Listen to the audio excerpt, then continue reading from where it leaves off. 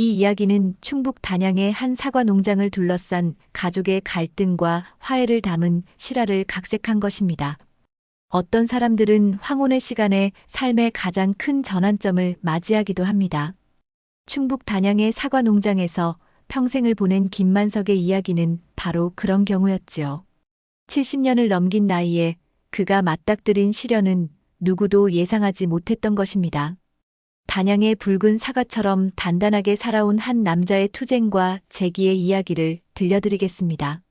아침 햇살이 사과나무 사이로 쏟아지던 4월의 어느 날이었습니다. 김만석은 늘 그랬듯 새벽 5시에 일어나 농장을 둘러보고 있었지요. 설이 내린 밤이 지나고 사과꽃이 피어나기 시작하는 계절, 그에게는 1년 중 가장 바쁘면서도 행복한 시간이었습니다. 올해도 풍년이 들 것 같구먼. 만석은 투박한 손가락으로 꽃봉 오리를 어루만지며 중얼거렸어요. 이 농장은 그의 전부였습니다. 30년 전 아내를 하늘나라로 떠나보내고 아들 민수와 단둘이 일구어온 삶의 터전이었죠. 아버지, 오늘도 일찍 나오셨네요. 뒤에서 들려온 목소리에 만석은 돌아보았습니다. 아들 민수와 며느리 서연이 함께 서 있었어요. 민수는 아버지를 닮아 농사일을 좋아했지만 서연은 늘 도시로 나가자고 조르는 편이었습니다. 농부는 해와 함께 움직여야 하는 법이지. 만석의 말에 민수는 웃으며 고개를 끄덕였지만 서연의 표정은 미묘하게 굳어졌어요. 도시 출신인 그녀에게 이런 시골 생활은 견디기 힘든 것이었을 테지요. 그날 저녁 식탁에 둘러앉아 있을 때였습니다. 민수의 휴대폰이 울렸고 그는 전화를 받고 나가더니 돌아오지 않았어요. 시간이 흘러도 연락이 없자 만석은 불안해졌지만 서연은 이상하게도 침착했습니다. 괜찮아요, 아버님. 민수가 급한 일이 있었나 봐요. 곧 돌아올 거예요. 하지만 민수는 그날 이후로 돌아오지 않았습니다. 일주일이 지나도록 소식이 없자 만석은 경찰에 신고했어요. 그리고 또 한 주가 지났을 때 경찰은 민수의 차가 단양에서 100km 떨어진 계곡에서 발견됐다는 소식을 전했습니다. 사람은 없었습니다. 차만 버려져 있었어요. 경찰의 말에 만석은 온 세상이 무너지는 느낌이었어요. 하지만 더 충격적인 일은 그 후에 일어났습니다. 서연이 갑자기 바뀐 것이죠. 아버님, 이제 어떡하죠? 민수 없이 이 큰 농장을 어떻게 관리해요? 제가 아버님을 모실 테니 농장은 제게 맡기세요. 서연의 눈에는 눈물이 고여 있었지만 그 말투에는 어딘가 냉정함이 느껴졌어요. 만석은 며느리의 진심을 의심하기 시작했습니다. 특히 서연이 민수 명의의 농장 문서들을 뒤지는 모습을 본 후로는요. 아버님, 산에 있는 별장으로 가서 쉬세요. 제가 모든 걸 알아서 할게요. 서연의 제안은 배려처럼 들렸지만 만석의 가슴에는 의심의 씨앗이 자라나고 있었습니다. 그리고 별장으로 가기 전날 밤 그는 민수의 서랍에서 한 통의 편지를 발견했어요. 아버지, 만약 제게 무슨 일이 생기면 농장을 꼭 지켜주세요. 그리고 서연을 조심하세요. 편지를 읽는 만석의 손이 떨렸습니다. 아들이 무언가를 예감했던 걸까요? 아니면 무슨 일이 일어날 것을 알고 있었던 걸까요? 어둠 속에서 편지를 가슴에 품은 만석의 눈에서 결의가 빛났습니다. 아들을 찾고 농장을 지키겠다는 굳은 의지였습니다. 산속 별장은 민수가 2년 전에 지은 곳이었습니다. 사과 농장에서 차로 30분 거리의 깊은 산중에 자리 잡은 작은 통나무집이었지요. 예전에는 주말마다 가족이 함께 오던 휴식처였는데 이제는 만석을 가두는 감옥 같았습니다. 서연은 그를 이곳으로 보내며 휴대폰도 두고 가라고 했어요. 산에서는 어차피 통화가 잘 안 돼요라는 말과 함께요. 휴식을 취하시라고 모신 건데 왜 이렇게 불편해하세요? 서연의 말에는 달콤한 독이 묻어 있었습니다. 만석은 그날 밤 창밖으로 어둠에 잠긴 산을 바라보며 깊은 고독감에 잠겼어요. 민수의 편지를 다시 읽어보았지만 구체적인 단서는 없었습니다. 단지 경고뿐이었죠. 아들아, 내가 지금 어디에 있든 아빠가 반드시 진실을 찾아낼게. 창가에 서서 밤하늘을 올려다보며 만석은 중얼거렸습니다. 그때 별장 입구에서 누군가 문을 두드리는 소리가 들렸어요. 이 깊은 산 중에 누가 찾아왔을까 의아해하며 만석이 문을 열자 예상치 못한 얼굴이 그곳에 있었습니다. 만석 형, 오랜만이네요. 65살의 강동우. 만석의 오랜 친구이자 최근에 퇴직한 형사였습니다. 그는 민수의 실종에 대해 들었다며 찾아왔다고 했어요. 서연이 너를 여기 가둬놨다는 소문이 있어서 확인하러 왔지. 동우의 말에 만석은 놀랐습니다. 소문이라니요? 어떻게 그런 소문이 돌고 있을까요? 동우야, 무슨 소리야? 서연이가 내 건강을 생각해서. 그렇게 생각하는 게 편하다면 그렇게 믿으세요. 하지만 제가 알기로는 그 며느리 뭔가 수상해요. 민수의 실종 이후로 농장 주변에서 수상한 사람들과 만나는 모습이 목격됐다고 합니다. 동우의 말은 만석의 가슴에 불안을 심어주었어요. 그는 민수의 편지를 동우에게 보여주었고 동우는 심각한 표정으로 그것을 읽었습니다. 이건 단순한 경고가 아니에요. 민수가 뭔가를 알고 있었던 것 같습니다. 동우는 편지를 자세히 살펴보더니 뭔가 발견한 듯 했어요. 종이를 빛에 비춰보더니 숨겨진 글씨가 드러났습니다. 레몬즙으로 쓴 비밀 메시지군요. 서연 불법 대출, 농장 매각 계획, 증거는 사과 창고 뒤 벽돌 아래라고 적혀 있어요. 만석의 눈이 커졌습니다. 아들이 이런 위험한 상황을 예상하고 있었다니요. 동우는 곧바로 계획을 세웠습니다. 내일 아침 당신을 농장으로 몰래 데려가겠습니다. 증거를 찾아야 해요. 그날 밤 만석은 오랜만에 희망을 품고 잠에 들었어요. 새벽녘 그들은 동우의 차를 타고 산을 내려왔습니다. 농장에 도착했을 때는 아직 어둠이 채 가시지 않은 시간이었지요. 조심해요. 서연이 감시자를 두었을 수도 있습니다. 동우의 경고에 만석은 고개를 끄덕였어요. 그들은 사과 창고 뒤로 조심스럽게 이동했습니다. 창고 뒤편 벽돌을 찾는 데는 그리 오래 걸리지 않았어요. 느슨한 벽돌 하나를 드러내자 그 아래 방수 비닐로 쌓인 서류 뭉치가 나왔습니다. 이게 뭐지? 만석이 서류를 펼쳐보니 그의 눈이 분노로 번쩍였어요. 그곳에는 서연이 민수의 이름으로 만든 불법 대출 서류와 농장 매각 계약서 초안이 있었습니다. 그리고 서연과 어떤 남자의 사진, 민수와 서연의 결혼 전 찍힌 사진이었어요. 이 남자는 오준석이라고 부동산 개발업자예요. 서연의 전 남자친구로 보이네요.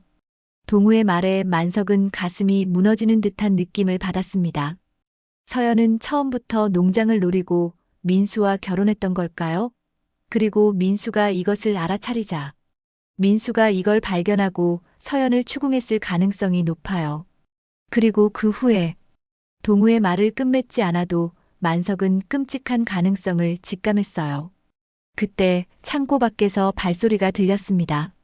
누구세요? 농장 관리인 김노인의 목소리였습니다. 만석은 안도의 한숨을 내쉬었어요. 김노인은 20년 넘게 이 농장에서 일해온 충직한 사람이었습니다. 김씨, 나야 만석이. 사장님? 어떻게 여기에? 며느리분이 사장님은 요양차 별장에 가셨다고 하셨는데요. 만석은 김노인에게 상황을 간략히 설명했습니다. 김노인의 표정이 어두워졌어요. 사실, 며느리분이 요즘 이상해요. 농장을 자주 둘러보며 이것저것 체크하고 어떤 남자와 자주 만나는 모습도 봤습니다. 이 말에 만석과 동우는 서로를 바라보았습니다. 의심이 현실이 되고 있었어요. 김씨, 우리를 도와줄 수 있겠나? 진실을 밝히려면 마을 사람들의 도움이 필요해. 김노인은 단호하게 고개를 끄덕였습니다. 사장님을 위해서라면 뭐든지요. 마을 이장님부터 만나보시지요. 그렇게 만석의 반격이 시작되었습니다. 아들을 찾고 진실을 밝히기 위한 그의 여정은 이제 막 첫 발을 내딛었습니다. 하지만 서연의 계략은 그가 상상한 것보다 더 깊고 치밀했습니다. 단양 마을 이장 박철수는 오랫동안 만석의 친구였습니다.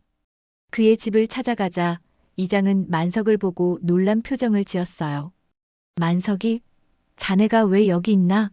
서연 씨가 자네 건강이 안 좋아 산속 별장에서 요양 중이라고 했는데 만석의 표정이 어두워졌습니다. 서연의 거짓말이 이미 마을 전체에 퍼져 있었군요. 동우가 앞으로 나섰습니다. 이장님, 상황이 심각합니다. 민수의 실종과 관련해 중요한 증거를 발견했어요. 이장의 집 안방에서 만석은 발견한 서류들을 보여주었습니다. 이장은 서류를 보며 점점 표정이 굳어졌어요. 이런 젠장, 서연이 그런 사람이었다니. 사실 며칠 전 그녀가 마을 회의에 와서 만석이가 치매 증세를 보인다며 농장 경영권을 자기에게 넘겨달라고 했었네. 만석의 얼굴이 분노로 일그러졌습니다. 자신을 치매 환자로 만들려는 계획까지 있었다니요. 동우가 고개를 저었습니다. 이젠 더 이상 숨어 있을 시간이 없어요. 정면으로 맞서야 합니다. 이장은 마을 방송을 통해 긴급 회의를 소집했습니다. 1시간 후 마을 회관에는 20여 명의 주민들이 모였어요. 만석이 들어서자 모두가 놀란 표정을 지었죠. 여러분, 제가 치매에 걸렸다는 소문이 있다던데 보시다시피 멀쩡합니다. 만석의 말에 웃음이 터졌지만 곧 진지한 분위기가 감돌았어요. 만석과 동우는 발견한 증거들을 공개했고 주민들 사이에서 놀라움의 탄식이 흘러나왔습니다. 농민회장 황대식이 일어섰습니다. 김만석 씨는 우리 마을의 자랑입니다. 그의 사과농장은 단양의 명물이고 우리 모두의 자부심이죠. 그런 농장이 외지인들 손에 넘어가게 할 수는 없습니다. 사람들이 동의하며 웅성거렸어요. 마을의 결속력이 만석에게 큰 힘이 되었습니다. 하지만 증거가 더 필요해요. 현재로선 서연의 의도만 알 수 있을 뿐 민수의 실종과 직접적인 연관성을 증명할 수는 없습니다. 동우의 말에 모두가 침묵했습니다. 진실의 핵심, 민수는 어디에 있는 걸까요? 살아있는 걸까요? 아니면 생각만으로도 가슴이 무너지는 순간이었습니다. 만석은 떨리는 목소리로 말했어요. 내 아들은 살아있을 거야. 그걸 증명할 거고 농장도 지킬 것이다. 회의가 끝나고 만석과 동우는 마을 주민들의 지원을 받아 은밀한 조사를 시작했습니다. 서연을 24시간 감시하기로 했고 마을의 청년들이 자원해서 교대로 그녀의 동향을 살폈어요. 그날 저녁 서연이 갑자기 농장에 찾아왔습니다. 김노인으로부터 만석이 돌아왔다는 소식을 들은 것이었죠. 아버님, 어떻게 된 일이에요? 건강이 안 좋으신데 왜 별장을 나오신 거예요? 서연의 목소리는 걱정으로 가득 차 있었지만 만석은 이제 그 위선적인 목소리에 속지 않았습니다. 서연아, 난 내가 생각하는 것처럼 늙고 병든 노인이 아니야. 내 아들이 어디 있는지 말해. 만석의 직설적인 질문에 서연의 표정이 순간 굳었다가 금세 웃음으로 바뀌었어요. 무슨 말씀이세요? 저도 민수가 어디 있는지 모르는데. 아버님, 정말 건강이 안 좋으신가 봐요. 병원에 가보는 게 좋겠어요. 서연의 말투에는 교묘한 위협이 숨겨져 있었습니다. 만석의 정신 상태를 의심하게 만들려는 시도였죠. 하지만 만석은 농장 매각 서류를 꺼내 그녀 앞에 내밀었어요. 이게 뭐지? 내 아들 이름으로 농장을 팔려고 했어? 서연의 얼굴이 창백해졌습니다. 그녀는 잠시 말을 잇지 못하다가 이내 침착함을 되찾았어요. 아, 그거요. 민수가 실종되고 농장 관리가 너무 힘들어서 고민하던 참이었어요. 하지만 진지하게 생각한 건 아니었습니다. 그녀의 변명이 끝나기도 전에 동우가 방에 들어왔습니다. 서연은 그를 보고 놀란 듯 했어요. 당신은? 강동우입니다. 민수의 실종 사건을 조사 중인 사람이죠. 동우가 경찰 배지를 보여주자 서연의 표정이 변했습니다. 그는 이미 퇴직했지만 서연은 그걸 모르고 있었죠. 지금 당장은 증거가 부족해서 당신을 체포할 수는 없지만 우리가 지켜보고 있다는 걸 알아두세요. 동우의 말에 서연은 억지 웃음을 지었습니다. 무슨 말씀이신지 모르겠네요. 저는 아무 잘못도 하지 않았어요. 그녀는 황급히 자리를 떠났고 만석과 동우는 의미심장한 눈빛을 교환했어요. 첫 대면에서 서연의 동요를 확인한 것은 작은 승리였습니다. 다음 날부터 마을 주민들의 도움으로 본격적인 조사가 시작되었습니다. 마을 청년들이 서연의 동향을 감시했고 농협 직원인 정민호는 서연이 민수 명의로 만든 대출 내역을 조사했어요. 이상한 점을 발견했습니다. 민수 씨 명의로 3천만 원의 대출이 이루어졌는데 그 돈이 오준석이라는 사람의 계좌로 입금됐어요. 정민호의 보고에 동우가 눈을 빛냈습니다. 오준석, 서연의 전 남자친구죠. 이제 연결고리가 생겼네요.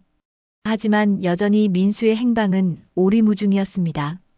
만석은 밤마다 아들의 사진을 바라보며 괴로워했어요. 그러던 중 마을 청년 한 명이 중요한 정보를 가지고 왔습니다. 서연이 오늘 밤 누군가를 만나기로 했대요. 산속 별장에서요. 만석의 눈이 빛났습니다. 이것이 결정적인 단서가 될지도 모르겠다는 예감이 들었어요. 드디어 아들의 행방을 알 수 있을지도 모른다는 희망, 그러나 동시에 최악의 상황을 맞닥뜨릴 수도 있다는 두려움이 그의 가슴을 조여왔습니다. 해가 저물고 어둠이 산을 감싸기 시작했습니다. 만석과 동우 그리고 마을 청년 2명은 별장 근처에 몸을 숨기고 서연을 기다렸어요. 밤 9시 서연의 차가 산길을 올라오는 것이 보였습니다. 저 차 뒤에 또 다른 차가 따라오고 있어요. 청년 한 명이 작은 목소리로 말했습니다. 정말 흰색 승용차 한 대가 서연의 차를 따라 별장으로 향하고 있었어요. 두 차는 별장 앞에 나란히 주차되었고 서연이 먼저 내렸습니다. 이어서 다른 차에서 중년 남성이 내렸어요. 저 남자가 오준석입니다. 동우가 작은 쌍안경으로 확인하며 말했습니다. 만석은 가슴이 조여오는 느낌을 받았어요. 아들의 행방과 관련된 중요한 정보를 얻게 될지도 모른다는 생각에 떨렸습니다. 그들은 조심스럽게 별장에 접근했어요. 창문 틈으로 안을 들여다보니 서연과 오준석이 대화를 나누고 있었습니다. 계획대로 진행되고 있어. 농장 매각은 문제없지? 오준석의 목소리였습니다. 서연이 불안한 듯 대답했어요. 문제가 생겼어.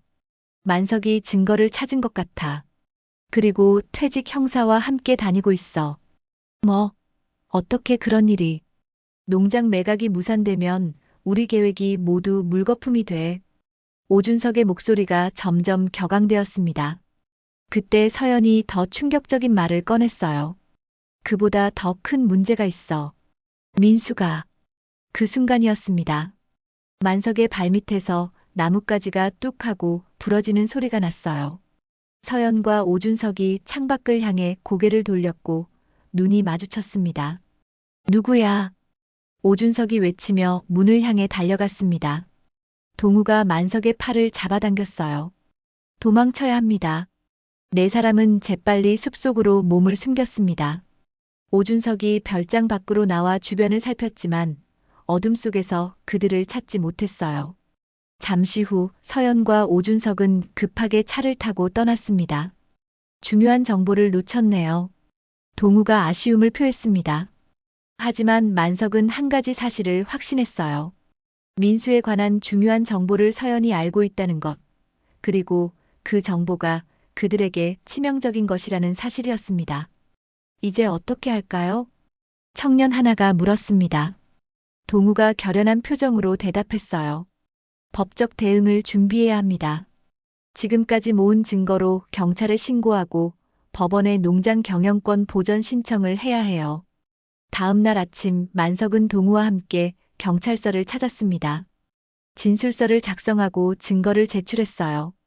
경찰은 사건의 심각성을 인지하고 수사를 약속했지만 확실한 증거 없이는 서연을 체포할 수 없다고 했습니다. 최소한 민수의 실종과 서연의 범행을 연결할 직접적인 증거가 필요합니다. 경찰의 말에 만석은 낙담했지만 포기하지 않았어요. 그들은 이어서 법원을 찾아 농장 경영권 보전 신청을 했습니다. 재판 날짜는 2주 후로 잡혔어요. 그날 오후 만석이 농장으로 돌아왔을 때 뜻밖의 방문객이 기다리고 있었습니다. 민수의 오랜 친구이자 IT 전문가인 장현우였어요. 아저씨, 제가 민수 형의 컴퓨터를 살펴봤는데요. 중요한 걸 발견했습니다. 현우는 USB를 꺼내 보여주었습니다. 그의 말에 따르면 민수는 실종되기 전 자신의 휴대폰에 GPS 추적 앱을 설치했다고 해요. 그 앱은 민수의 이메일 계정과 연동되어 있었고 실종된 날의 이동 경로가 기록되어 있었습니다.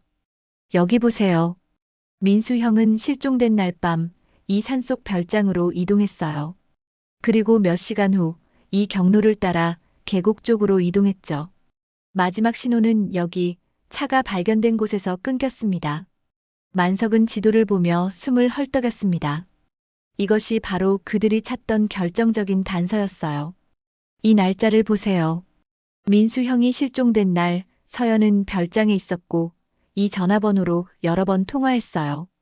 이 번호가 오준석의 것이겠지. 동우가 말을 받았습니다. 그들은 서로를 바라보며 의미심장한 눈빛을 교환했어요. 증거가 모이고 있었습니다. 그날 밤 만석은 오랜만에 농장 사무실에서 밤을 보냈어요. 창밖으로 사과나무들이 달빛 아래 흔들리는 모습을 바라보며 그는 아들을 떠올렸습니다. 어린 시절 민수가 사과나무 사이에서 뛰어놀던 모습, 청년이 되어 농사 기술을 배우던 모습, 결혼하던 날에 행복했던 표정. 그 기억들이 만석의 마음을 애잔하게 만들었어요. 여보, 우리 아들을 꼭 찾을게요. 그리고 농장도 지킬 거예요. 하늘에 계신 아내에게 속삭이듯 말했습니다. 만석의 눈에서 뜨거운 눈물이 흘러내렸어요. 그때 밖에서 이상한 소리가 들렸습니다. 만석이 조심스럽게 창문을 열어내다 보니 두 남자가 농장 창고 쪽으로 다가가고 있었어요. 서둘러 동우에게 전화했습니다. 동우야, 농장에 수상한 사람들이 들어왔어. 절대 혼자 나가지 마세요. 제가 지금 바로 갈게요. 만석은 전화를 끊고 조심스럽게 농장 사무실을 빠져나왔습니다.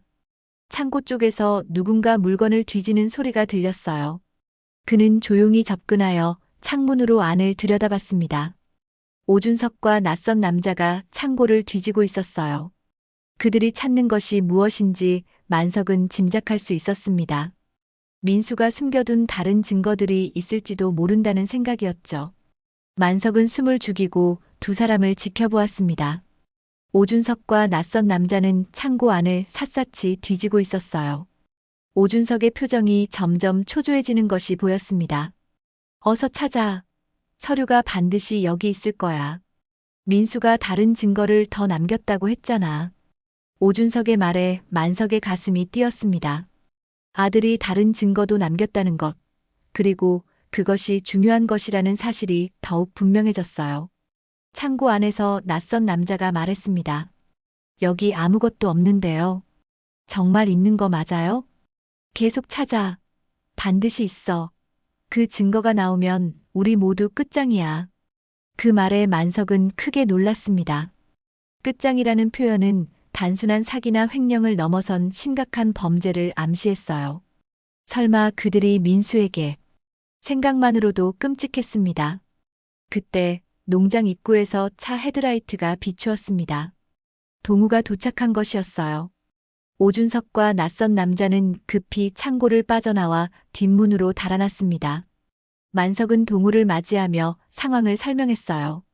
중요한 증거가 또 있는 것 같아. 민수가 숨겨둔. 동우는 고개를 끄덕였습니다. 지금 우리가 가진 증거만으로도 서연과 오준석을 압박할 수 있지만 결정적인 증거가 더 있다면 좋겠네요. 그들은 창고로 들어가 오준석이 뒤지던 곳을 살펴보았습니다. 특별한 것은 보이지 않았지만 만석은 문득 한 가지 생각이 떠올랐어요. 민수는 항상 중요한 것은 컴퓨터에 백업해두는 습관이 있었어. 동우의 눈이 빛났습니다. 민수의 컴퓨터요? 어디 있죠? 집에 있을 거야. 서연이 아직 처분하지 않았다면. 다음 날 아침 그들은 만석의 집을 조사하기로 했습니다. 서연이 자리를 비운 시간을 노려 들어갔어요. 만석의 예상대로 민수의 컴퓨터는 여전히 서재에 있었습니다. 현우가 함께 와서 컴퓨터를 확인했어요. 비밀번호가 걸려 있네요. 하지만 제가 해결할 수 있을 것 같아요. 현우는 몇 가지 시도 끝에 비밀번호를 풀었습니다. 그들은 민수의 파일을 하나하나 확인했어요. 그 중에서 사과 수확량이라는 평범한 이름의 폴더가 있었습니다. 이상하네요. 이 폴더는 2020년 자료인데 최근에 수정됐어요. 현우가 폴더를 열자 그 안에는 음성 녹음 파일 하나가 있었습니다. 파일명은 마지막 대화 MP3였어요. 그들은 긴장된 표정으로 파일을 재생했습니다. 서연아, 내가 다 알고 있어. 내가 오준석과 공모해서 농장을 빼앗으려는 계획을. 그리고 불법 대출까지. 민수의 목소리였습니다. 만석의 눈에서 눈물이 흘러내렸어요. 아들의 목소리를 듣는 것만으로도 가슴이 미어졌습니다. 무슨 소리야? 당신 미쳤어? 서연의 당황한 목소리가 이어졌습니다. 그리고 격렬한 언쟁 소리, 물건이 깨지는 소리. 이제 와서 거짓말하지 마. 내가 모든 증거를 확보했어. 아버지에게 전부 말할 거야. 내가 처음부터 나를 이용한 것, 농장을 빼앗으려고 했던 것, 모든 걸. 민수의 분노에 찬 목소리에 이어 갑자기 쿵 하는 소리가 들렸습니다. 그리고 누군가 쓰러지는 소리. 민수야, 정신 차려. 이런, 어떡하지. 서연의 놀란 목소리가 들렸습니다. 그리고 다른 남자의 목소리가 들려왔어요. 무슨 일이야? 오빠. 민수가 넘어져서. 진정해, 서연아. 우리가 계획한 대로 하자. 이건 사고야, 사고. 아무도 모를 거야. 오준석의 목소리였습니다. 녹음은 거기서 끝났어요. 방 안에는 무거운 침묵만이 흘렀습니다. 만석은 흐느끼며 벽에 기대 섰어요. 아들에게 일어난 일을 들은 충격으로 다리에 힘이 빠졌습니다. 동우가 만석의 어깨를 붙잡았어요. 이제 결정적인 증거를 확보했습니다. 민수는 사고를 당한 것 같아요. 하지만 고의적인 살인이 아닌 우발적 사고의 가능성이 높습니다. 만석은 괴로움 속에서도 한 가지 중요한 점을 놓치지 않았어요. 민수의 시신은 어디 있는 거지? 동우도 고개를 끄덕였습니다. 그게 중요한 문제네요. 녹음에서 계획한 대로 하자고 했으니 시신을 숨겼을 가능성이 높습니다. 현우가 말했습니다. GPS 기록을 다시 확인해 봐야 할 것 같아요. 마지막으로 신호가 잡힌 계곡 주변을 철저히 수색해야 합니다. 그들은 이 증거를 가지고 경찰서로 향했습니다. 경찰은 녹음 파일을 듣고 심각성을 인지했어요. 즉시 서연과 오준석에 대한 수사가 본격화되었고 체포 영장이 발부되었습니다. 하지만 서연의 집에 도착한 경찰은 그녀가 이미 도주한 것을 발견했어요. 오준석 역시 연락이 닿지 않았습니다. 두 사람이 도주했다는 소식에 만석은 분노했어요. 도망친다고 끝나는 게 아니야. 반드시 붙잡을 거야. 경찰은 즉시 수배령을 내렸고 공항과 기차역에 감시망을 펼쳤습니다. 민수의 시신을 찾기 위한 수색 작업도 시작되었어요. 만석은 직접 수색에 참여했습니다. 아들을 찾아 제대로 된 장례를 치르고 싶었어요. 계곡 주변을 수색하던 중 만석은 민수와 함께했던 추억을 떠올렸습니다. 어린 민수가 이 계곡에서 물놀이를 하며 즐거워하던 모습, 성인이 된 후에도 가끔 함께 낚시를 하러 오곤 했던 기억. 그 생각에 만석의 가슴이 미어졌어요. 아들아, 아빠가 널 찾아낼게. 그리고 내 억울함을 풀어줄게. 수색 이틀째 되던 날, 계곡에서 300m 떨어진 깊은 숲속에서 파헤쳐진 흔적이 발견되었습니다. 그곳에서 민수의 시신은 발견되지 않았지만 그의 지갑과 시계가 나왔어요. 법의학적 조사 결과 그곳에 시신이 묻혀 있다가 다시 옮겨진 흔적이 확인되었습니다. 시신을 다른 곳으로 옮긴 것 같습니다. 아마도 수사망이 좁혀지자 증거를 인멸하려는 시도로 보입니다. 형사의 말에 만석은 깊은 한숨을 내쉬었습니다. 아들을 제대로 찾지 못한다면 영원히 마음의 상처가 아물지 않을 것 같았어요. 서연과 오준석의 행방을 찾는 수사가 본격화되었습니다. 동우는 자신의 경찰 시절 인맥을 총동원해 정보를 모았어요. 그리고 사흘 후 중요한 단서가 나왔습니다. 서연이 친언니가 강원도 평창에 별장을 가지고 있대요. 두 사람이 그곳에 숨어 있을 가능성이 높습니다. 경찰은 즉시 평창으로 수사팀을 파견했고 만석과 동우도 함께 따라갔습니다. 평창의 깊은 산속 작은 통나무 집이 눈에 들어왔어요. 경찰은 조심스럽게 접근했고 창문으로 안을 살폈습니다. 두 명이 안에 있습니다. 서연과 오준석이 맞는 것 같아요. 경찰 지휘관의 신호에 따라 특수팀이 집을 포위했습니다. 스피커를 통해 항복을 요구했어요. 윤서연, 오준석, 경찰입니다. 저항하지 말고 나오십시오. 잠시 침묵이 흐른 후 문이 열리고 두 사람이 나왔습니다. 서연의 얼굴은 창백했고 오준석은 굳은 표정이었어요. 경찰은 두 사람에게 권리를 고지하고 체포했습니다. 만석은 서연을 바라보았습니다.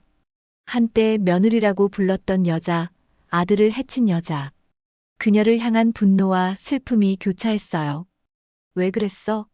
왜 내 아들을? 서연은 만석의 눈을 피했습니다. 그녀의 입에서는 어떤 말도 나오지 않았어요. 경찰은 두 사람을 경찰차에 태웠고 만석과 동우는 뒤따라 경찰서로 향했습니다. 경찰서에서 두 사람은 별도의 조사실로 분리되었습니다. 오준석이 먼저 신문을 받았어요. 처음에는 모든 혐의를 부인했지만 경찰이 녹음 파일을 들려주자 그의 태도가 바뀌었습니다. 그건 사고였어요. 우린 민수를 해치려던 게 아니었습니다. 오준석의 진술에 따르면 그날 밤 민수와 서연 사이에 격렬한 다툼이 있었고 민수가 넘어지면서 머리를 강하게 부딪혔다고 했어요. 처음에는 살려보려 했지만 이미 늦었다는 것을 깨닫고 시신을 계곡에 묻었다고 했습니다. 그런데 시신은 어디로 옮겼지? 형사의 질문에 오준석은 망설였습니다. 하지만 결국 입을 열었어요. 수사가 시작되자 증거를 없애려고 시신을 화장했습니다. 쟤는 한강에 뿌렸어요. 그 말을 들은 만석은 심장이 멎는 듯한 충격을 받았습니다. 아들의 유해조차 제대로 찾을 수 없다는 사실이 그를 더욱 괴롭게 했어요. 서연의 신문도 이어졌습니다. 그녀는 처음에는 완강히 부인했지만 오준석의 자백 내용을 들은 후 태도를 바꾸었어요. 전부 오준석이 계획한 거예요. 저는 그저 따랐을 뿐이에요.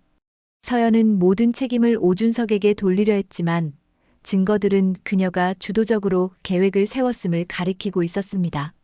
민수의 컴퓨터에서 발견된 추가 문서들은 서연이 결혼 전부터 농장을 노리고 있었다는 것을 증명했어요. 경찰 조사가 진행되는 동안 만석은 자신의 집으로 돌아왔습니다. 민수의 방에 들어가 아들의 흔적을 더듬었어요. 벽에 걸린 사진들, 책상 위의 물건들. 모든 것이 아들을 그리워하게 만들었습니다. 그날 밤 만석은 정원에 나가 별을 바라보았어요. 아내가 세상을 떠났을 때도 이런 밤하늘을 바라보며 위로를 찾곤 했었습니다. 여보, 우리 아들이 이제 당신 곁에 있겠지요? 지켜주세요. 눈물을 흘리며 중얼거렸습니다. 그때 동우가 찾아왔어요. 잘 지내고 계세요? 만석은 고개를 끄덕였습니다. 민수가 없는 이 농장이 이제 무슨 의미가 있을까 싶어. 동우가 만석의 어깨에 손을 얹었어요. 민수는 이 농장을 사랑했습니다.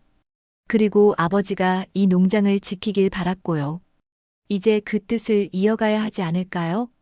만석의 눈에 결의가 어렸습니다. 그렇습니다. 아들이 목숨을 걸고 지키려 했던 이 농장, 이제 그의 뜻을 이어 더욱 발전시키는 것이 부모의 도리였어요. 다음 날 만석은 마을 회관에 주민들을 모았습니다. 마을 사람들은 모두 민수의 사망 소식에 슬퍼하고 있었어요. 여러분, 제 아들 민수가 이 농장과 마을을 얼마나 사랑했는지 여러분은 잘 아실 겁니다. 이제 그 뜻을 이어 농장을 발전시키고자 합니다. 혼자서는 힘들겠지만 여러분의 도움이 있다면 가능할 것 같습니다. 만석의 말에 주민들이 하나둘 일어나 지지를 표했습니다. 오랫동안 마을의 중심이었던 만석의 농장이 위기에 처한 것은 마을 전체의 위기와도 같았어요. 우리가 도와드리겠습니다. 농장을 함께 지켜나가요. 이장의 제안에 사람들이 박수를 쳤습니다. 그렇게 마을 전체가 힘을 합쳐 농장을 지키기로 결정했어요. 한편 법원의 재판일이 다가왔습니다. 만석은 서연과 오준석이 받을 판결을 기다렸어요. 둘 다 중죄를 면하기 어려울 겁니다. 특히 시신을 유기하고 증거를 인멸한 부분은 가중처벌 사유가 됩니다. 검사의 말에 만석은 깊은 한숨을 내쉬었습니다. 그들이 어떤 벌을 받든 아들이 돌아오지는 않을 테니까요.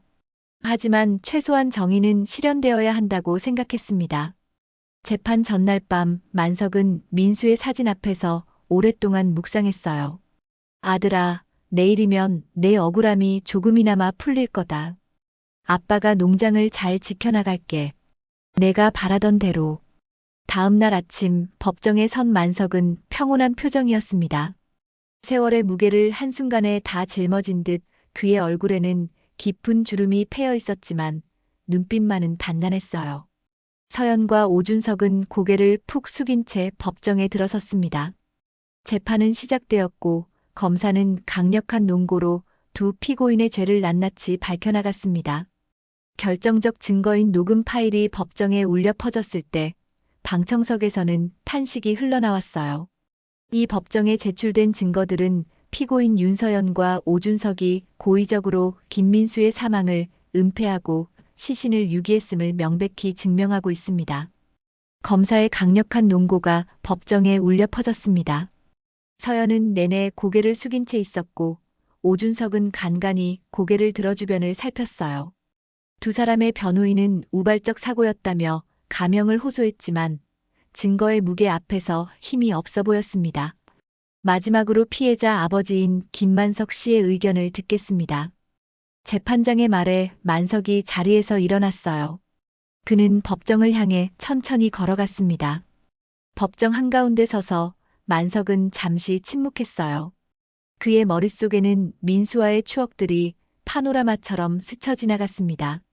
제 아들 민수는 착한 아이였습니다.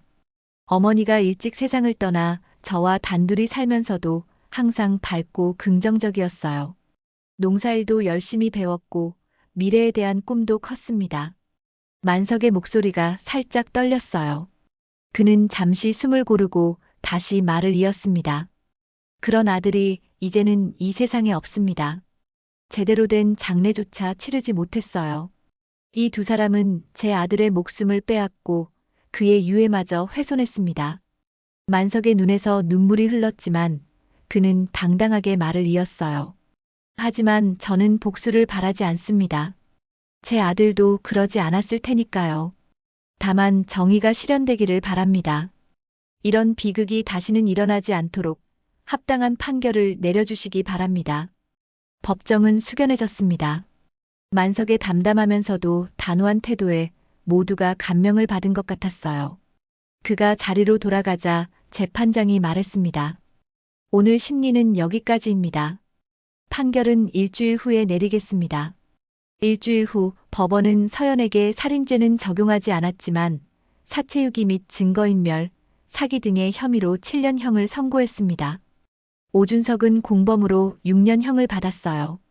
농장은 당연히 만석에게 돌아왔고 서연이 불법으로 차용했던 대출금은 그녀의 개인 재산으로 변제하라는 판결이 내려졌습니다.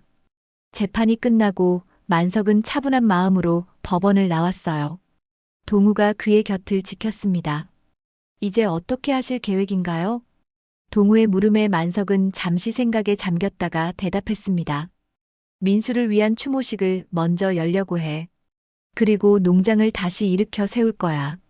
다음 날 사과농장에서 민수를 위한 작은 추모식이 열렸어요. 마을 사람들이 모두 참석했고 민수가 생전에 심었던 사과나무 아래에 작은 비석을 세웠습니다. 민수야, 이제 편히 쉬렴. 내가 사랑했던 이 농장, 아빠가 잘 지켜나갈게. 만석은 비석 앞에 무릎을 꿇고 작은 소리로 중얼거렸어요. 눈물이 그의 주름진 뺨을 타고 흘러내렸습니다. 동우가 그의 어깨에 손을 얹었어요. 이제 앞으로 나아갈 시간입니다. 추모식이 끝나고 만석은 새로운 결심을 했습니다. 민수의 뜻을 이어 농장을 더욱 발전시키기로 한 거예요. 특히 민수가 계획했던 단양 유기농 사과 협동조합의 설립을 추진하기로 했습니다. 민수가 살아있을 때 꿈꿨던 일이야. 마을 농민들이 함께 힘을 모아 더 좋은 사과를 생산하고 공정한 가격에 판매하는 거지. 만석의 제안에 마을 사람들이 적극 호응했어요. 특히 젊은 농부들은 새로운 시도에 열정적이었습니다. 이장은 마을 회의를 소집해 협동조합 설립을 정식 안건으로 상정했어요. 김만성님의 제안을 따라 단양 유기농 사과 협동조합을 설립하는 것에 찬성하시는 분들은 손을 들어주십시오. 거의 모든 사람들이 손을 들었습니다. 그렇게 협동조합 설립이 결정되었고 만석은 초대 이사장으로 추대되었어요. 여러분의 믿음에 감사드립니다. 제 아들의 뜻을 이어 우리 마을을 더 좋은 곳으로 만들어 가겠습니다. 그날 밤 만석은 오랜만에 평온한 마음으로 잠자리에 들었어요. 꿈속에서 그는 민수를 만났습니다. 아들은 환하게 웃으며 말했어요. 아버지, 잘하고 계세요. 저도 항상 아버지 곁에 있을게요. 꿈에서 깨어난 만석의 얼굴에는 미소가 어려 있었습니다. 아들이 자신의 결정을 축복해 준 것 같아 가슴이 따뜻해졌어요. 협동조합 설립 준비는 순조롭게 진행되었습니다. 만석은 자신의 농장을 조합의 중심지로 내놓았고 마을의 다른 사과 농가들도 적극 참여했어요. 동우는 법률 자문을 맡았고 젊은 농부들은 새로운 재배 기술을 연구했습니다. 한 달 후 단양 유기농 사과 협동조합이 정식으로 출범했어요. 개소식에는 지역 주민들뿐만 아니라 주변 도시의 바이어들도 참석했습니다. 그들은 유기농 사과의 가능성에 큰 관심을 보였어요. 우리 조합의 목표는 건강한 먹거리를 생산하고 공정한 거래를 통해 농부들의 삶을 개선하는 것입니다. 민수의 꿈이었던 이 일을 여러분과 함께 이루어 가겠습니다. 만석의 연설에 큰 박수가 쏟아졌습니다. 이렇게 단양 유기농 사과 협동조합은 첫 걸음을 내딛었어요. 만석은 농장 관리를 김노인과 젊은 농부들에게 맡기고 자신은 조합 운영에 전념했습니다. 그해 가을 조합의 첫 수확이 이루어졌어요. 품질 관리를 철저히 한 덕분에 사과의 맛과 품질이 뛰어났고 유기농 인증도 받아 높은 가격에 판매될 수 있었습니다. 협동조합 방식으로 유통 과정을 줄인 덕분에 농부들의 수익도 높아졌어요. 민수야, 내가 계획했던 일이 잘 되어가고 있단다. 우리 마을 사람들도 모두 행복해하고 있어. 만석은 매일 밤 민수의 사진 앞에서 그날 있었던 일들을 이야기했습니다. 그것이 그에게는 위로가 되었어요. 세월은 빠르게 흘러갔습니다. 단양 유기농 사과 협동조합은 설립 3년 만에 지역의 대표 브랜드로 성장했어요. 민수의 꿈이라는 이름의 사과는 전국적으로 인기를 얻었고 해외 수출까지 시작되었습니다. 만석은 75세의 나이에도 여전히 조합의 중심이었어요. 이사장님, 오늘도 일찍 나오셨네요. 조합에서 일하는 젊은 직원 한 명이 인사했습니다. 만석은 미소를 지었어요. 해가 뜨기 전에 일어나는 습관은 평생 못 고치나 보구먼. 만석은 이제 조합 사무실 옆에 지은 작은 집에서 살고 있었습니다. 예전에 살던 큰 집은 조합의 게스트하우스로 개조했어요. 도시에서 온 사람들이 사과 농사를 체험하고 쉬어갈 수 있는 공간으로 만든 것이었죠. 오늘 서울에서 바이어들이 온다면서요? 직원의 물음에 만석이 고개를 끄덕였습니다. 그래, 큰 백화점 담당자들이 우리 사과를 보러 온대. 잘 준비해 놓았지? 네, 걱정 마세요. 최고 품질의 사과들만 골라놨습니다. 만석은 만족스럽게 웃었어요. 조합원들의 노력 덕분에 민수의 꿈은 프리미엄 브랜드로 자리 잡았습니다. 가격도 일반 사과보다 30% 높았지만 그만한 가치가 있다고 소비자들은 인정했어요. 오전에 서울에서 온 바이어들을 맞이하는 자리에서 만석은 조합의 철학을 설명했습니다. 저희 조합은 단순히 돈을 벌기 위해 만들어진 것이 아닙니다. 농부들의 자존심을 지키고 소비자에게는 안전한 먹거리를 제공하기 위해 시작됐어요. 그리고 한 청년의 꿈을 이어가는 곳이기도 하고요. 바이어들은 만석의 진심 어린 이야기에 감동했고 대규모 계약을 체결했습니다. 이로써 조합의 미래는 더욱 밝아졌어요. 오후 만석은 동우와 함께 사과밭을 거닐고 있었습니다. 동우는 이제 만석의 가장 가까운 친구이자 조언자가 되었어요. 두 사람은 종종 밭을 거닐며 깊은 대화를 나누곤 했습니다. 시간이 참 빨리 흐르는군요. 벌써 민수가 떠난 지 4년이 되었네요. 동우의 말에 만석은 먼 산을 바라보며 대답했어요. 그래, 세월이 약이라더니 아픔은 조금 누그러들었지만 그리움은 더 짙어지는 것 같아. 두 사람은 잠시 침묵 속에 걸었습니다. 사과나무들 사이로 불어오는 바람이 마음을 어루만지는 듯 했어요. 서연이 출소했다면서요?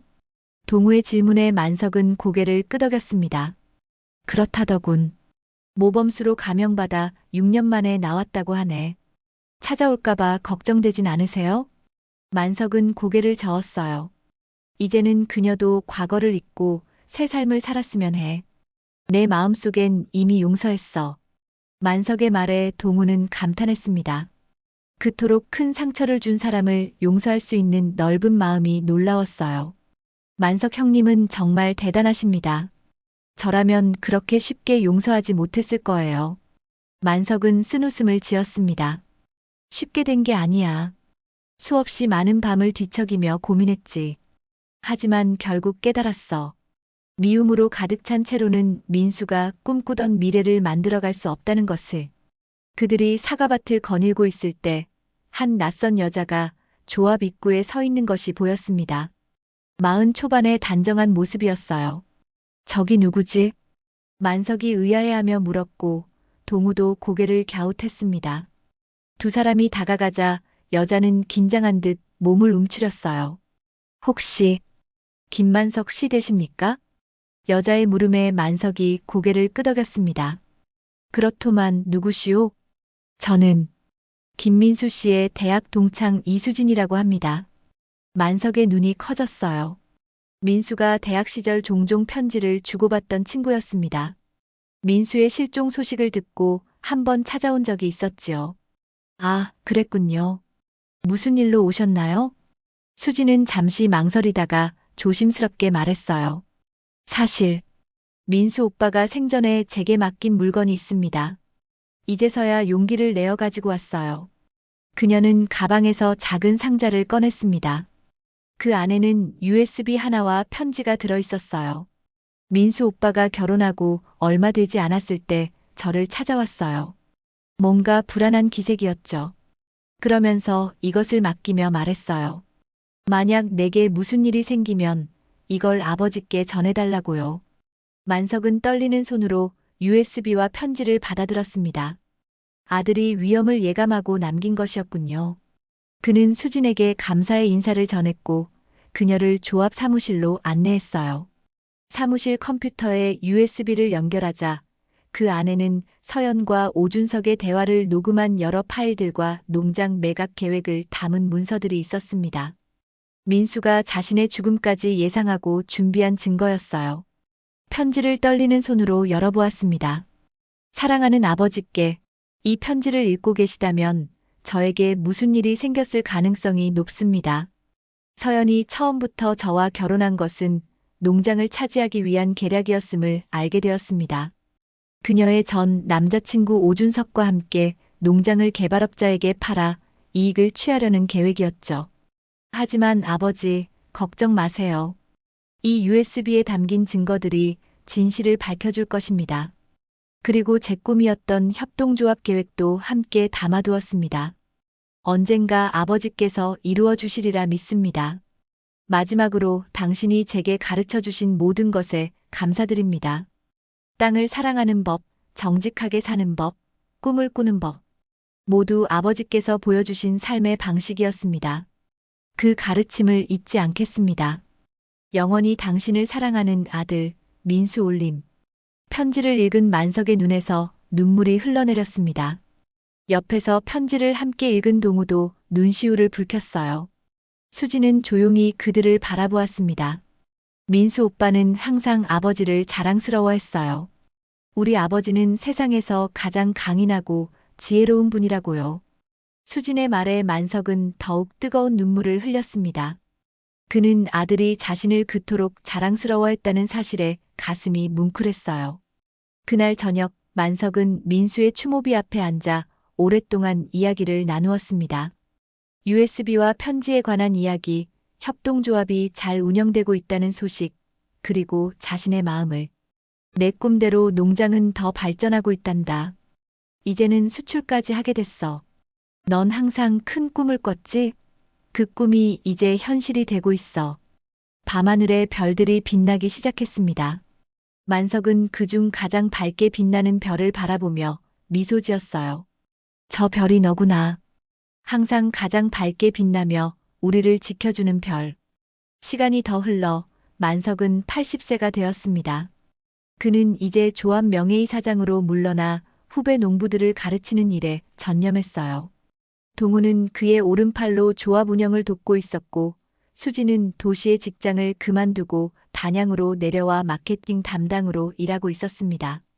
민수의 꿈 사과는 이제 전국을 넘어 일본, 중국, 심지어 유럽까지 수출되는 명품 브랜드가 되었어요. 협동조합 방식의 성공 사례로 여러 곳에서 벤치마킹 대상이 되었고, 마을은 그 어느 때보다 활기찼습니다. 만석은 종종 사과밭 한가운데 있는 그루터기에 앉아 하늘을 바라보곤 했어요. 아내와 아들이 함께 있을 저 하늘을 바라보며 그는 평온함을 느꼈습니다. 여보, 민수야. 이제 조금 있으면 내가 갈 차례인 것 같구먼. 그때까지 농장 잘 지켜볼 테니 걱정 말고 기다려요. 노을이 지는 저녁, 붉게 물든 사과밭은 마치 땅에 내려앉은 천국 같았습니다. 만석의 얼굴에는 평화로운 미소가 어려 있었어요. 그는 자신의 삶이 끝날 때까지 이 땅을 지키리라 마음먹었습니다. 아들의 꿈이 심어진 이 땅을, 아들의 이름이 빛나는 이 농장을. 만석 형, 저녁 드실 시간이에요. 동우의 부름에 만석은 천천히 일어났습니다. 그의 걸음은 느려졌지만 눈빛만큼은 여전히 청년 같은 열정으로 가득했어요. 그래, 가세. 오늘은 수진이가 특별히 요리한다고 했다면서. 두 사람은 나란히 걸으며 저녁 노을이 물든 사과밭을 뒤로했습니다. 바람이 살랑이며 사과나무 잎을 흔들었고 어디선가 새들의 저녁 노래가 들려왔어요. 만석의 입가에는 미소가 번졌습니다.